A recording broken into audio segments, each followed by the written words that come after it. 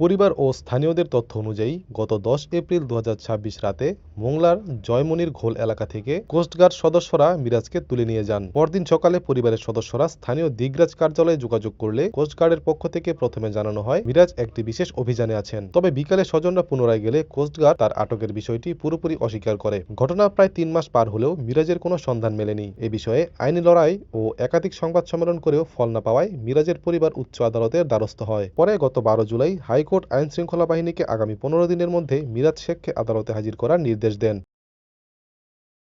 নিখোঁজ মিরাজের স্বজনরা দিন গুনছেন এক অনিশ্চিত অপেক্ষায়। যদি কোনো অপরাধ করে থাকে তাকে আইনের আওতায় নিয়ে আসুক, কিন্তু মানুষটা বেঁচে আছে কিনা তাও জানতে পারছি না, আকুতি ব্যক্ত করেন পরিবার সদস্যরা।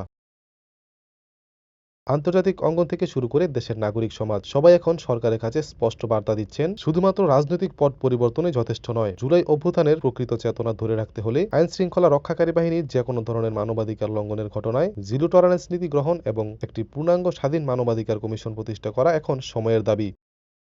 ATV USA news desk.